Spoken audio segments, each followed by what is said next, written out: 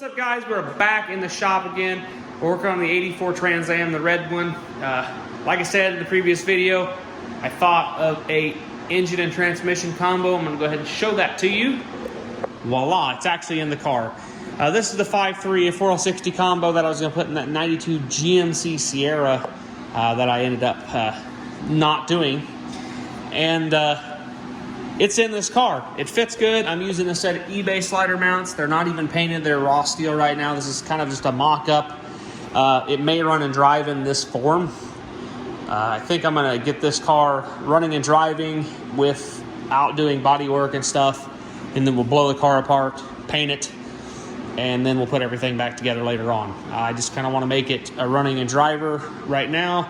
I went through all of the headers I have here. None of them fit, so I did spend a little bit of money and bought some specific third-gen swap headers, so we'll see if they are going to be a total failure or they'll fit. I don't know. So that's the only thing I got to wait on. Hopefully we make fit. My coil pack bracket. The back coil here rubs on the HVAC box, so I think I'm going to buy a set of Holley knockoff valve covers where the coil packs bolt directly to the valve cover. And hopefully that will remedy my issue. I'm concerned the truck intake won't fit with a flat hood. I know it fits with the rammer hood. I prefer to run a flat hood on this car just because I hate that rammer hood. It's kind of a turd. It's all broken and cracked up. I mean, I'm sure it could be fixed, but I just don't want to put that much time in that hood. I'd rather have a flat hood, a GTA hood, or the stock tire scoop hood. But I'm going to try that flat hood, and if I have to cut out some structure, I can take this EVAP off, and if I have to shave the intake, I can.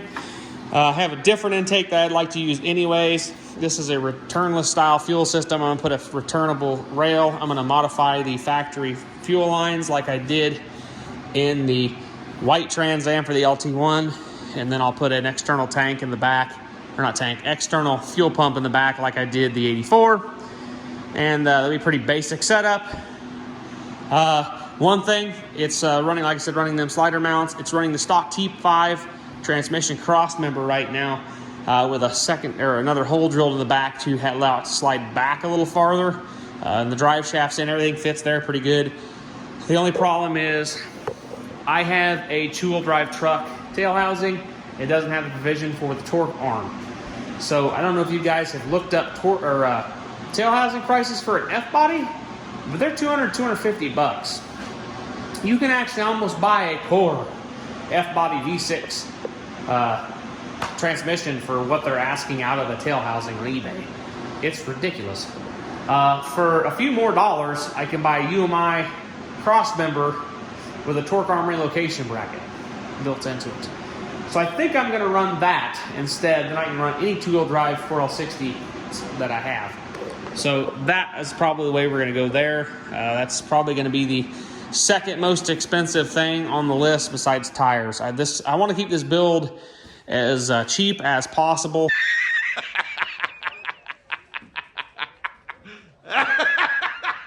Trying to use up a bunch of parts that I have to just, one, try to use up some of the parts that I have and get them just kind of used and out of stock and just out of my way. And two, keep it cheap.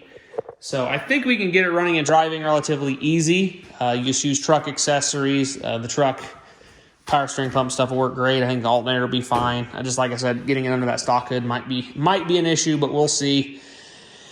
I have realized working on these cars without a nose on them makes it a lot nicer. So I think from now on, I'm probably going to remove the nose off of my stuff.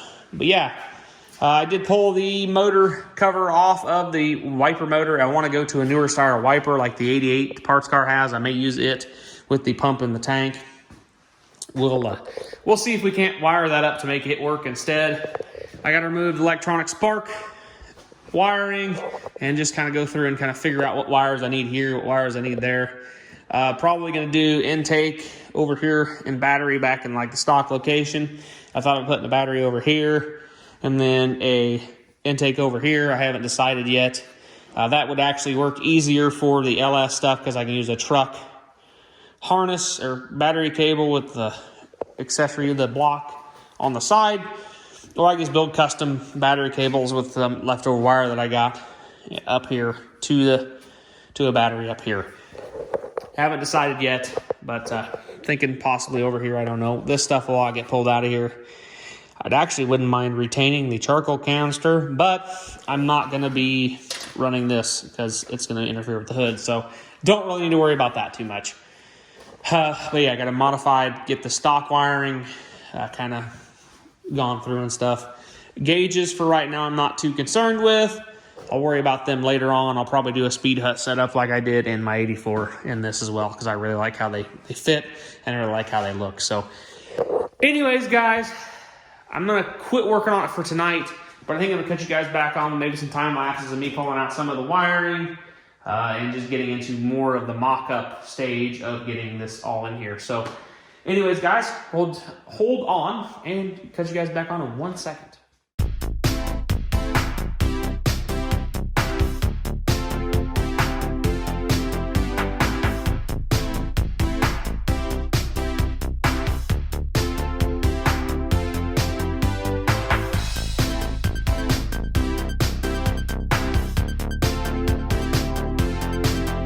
Guys, I did something a little different. I didn't really work on wiring. I actually worked on accessories, power steering, and getting a hood, the stock flat hood to fit with a little bit of love and modification. Gonna let that hang over the side. Hang on, big deal. A little bit of love and modification. The hood fits. I cleared this. Eventually, I'm going to build me I'm going to either get a different intake or I'm going to build me a shaved intake with a mechanical throttle body. That works fine. There's not a problem. It works. But with the electric drive-by-wire throttle body, it's too fat and does not fit. So I need to either build me a bracket to turn it down, and that means that'll be hitting the truck water pump. So I got an F-body water pump here, and I got it spaced out about 3/4 of an inch, which is pretty much in track with everything how it needs to be. I'll buy one of the spacers, which kind of is nice because a lot of them are tapped for a MPT fitting, so I can put MPT fitting and run a hose right up to this for my steam vent. So then the steam vent will be all taken care of. Alternator right into the hood, not even close to gonna work. I found an ICT billet bracket setup that works the truck water pump, or not water pump, truck power steering pump, and truck alternator. It just brings it down and over, where it also brings the power steering pump over an inch closer, which is actually going to help me. It'll get this power steering line off of the return. I'm using a truck power steering cooler. I kind of bent it up, custom bent some lines. They're a little, they're not too bad. They're not kinked. They're just a little oval now, not as round as they was. But it fits pretty good. I drilled a hole here and up here and made me a little bracket to hold it. Like I said, none of this stuff's painted. We'll take this car apart eventually and paint everything. And yeah, but it runs under here. There's nothing really going on here. I looked on my 84, my white one, and there's nothing really going on right here. So as long as it was above this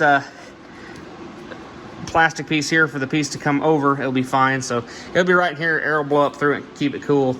So be right in front of the condenser. We're gonna have power steering. We got a power steering cooler here, and then transmission cooler will be over in this area. So that'll be what we'll do, and we'll probably sneak the trans cooler lines back this way and through, just like we did with the power steering lines.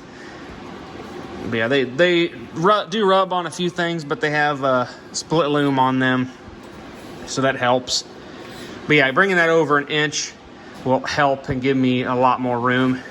My line was a little short, but I had this piece cut this off the old power steering pump line, hard line, flared it, and put some hose on it, so it's a little longer, made it long enough, and got me a nice couple bends and kind of over where it needs to be.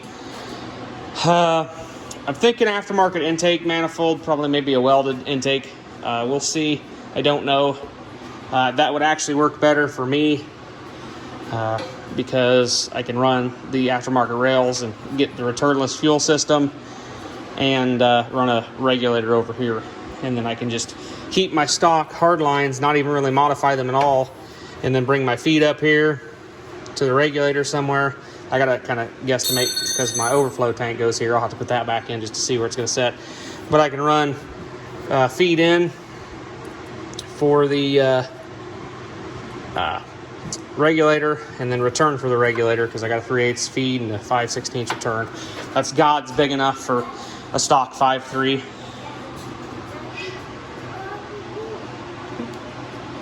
So yeah, so that'll be gobs enough for this. Also, the rails will be a little bit more sleek aligned and streamlined and should help with room with the wiper motor back there. So yeah, that's what I'm doing. So I got to get this bracket ordered. I am probably going to try some of them Holley knockoff valve covers too to mount the coils. I did see guys just mount the coils to them bolts, the bosses, and just kind of make it work. But I'm going to try them brackets. I do kind of eventually, once I pull everything out and clean everything up and paint the engine bay and the rest of the car, I want everything to look good. I'd like it to look and present well. Like I said, I'm going to go to the newer, like the 88 style washer fluid tank with the pump in it, and probably the windshield wiper motor if I can convert it. I don't know why I couldn't. The pump in the tank works better than the pump on the motor itself, I feel. That's my opinion. I went ahead and removed the charcoal canister and unbolted the cruise control box. I went ahead and just cut the grounds for right now. I don't plan on using this. It'll probably end up in the scrap pile because I have stock cruise control stuff from my other car. A lot of this stuff will be removed. Throttle cable will be taken out. A lot of that stuff will just be taken out because we're going to drive by wire. I'll have to build me a truck pedal to fit in the car.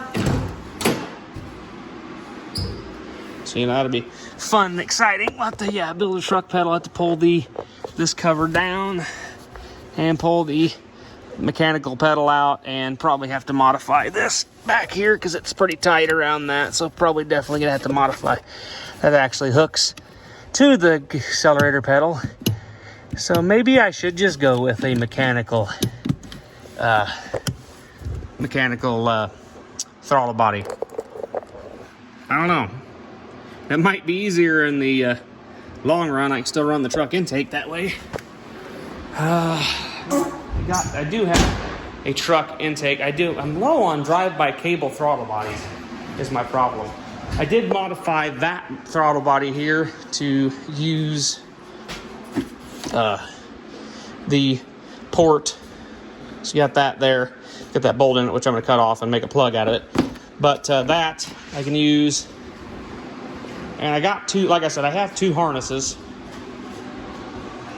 So I have this 03 LM7 harness, which I could actually make a standalone engine test stand harness with one of my other harnesses. I do have a 4L60 harness. I don't know. Like I said, we'll have to figure that out. I may end up going with drive-by cable instead of drive-by wire. Even though I kind of wanted the drive-by wire just to have a really nice seamless cruise install. Because you don't have to have a separate box with an extra cable going up the throttle body. You can literally just have pretty much, he's wired up and it's there. But we'll look and see. We may make it work. I'll pull that bottom tray out and see what I can do. Maybe I can have room to hide. Maybe there's room up under the dash there. I can hide the electronic port of the accelerator pedal up higher and maybe notch that panel to fit. I have two panels to play with. I have the one in the parts car and this one, so that's always a plus. But yeah, we might be able to make that work. We'll see. If any, regardless, I'm gonna have to do something with the intake on the drive-by wire setup. Drive-by cable, I can run this setup, no problem. So anyways, guys, I think this has gone on long enough, and I'll probably hit you guys back up when we get onto the next video and we do a little bit more. So catch you guys in the next one. Peace.